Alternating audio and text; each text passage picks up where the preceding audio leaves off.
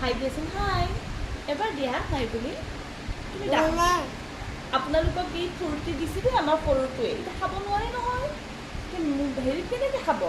হাই দি দিয়া সেইকাৰণে সকলোকে হাই দি দিয়া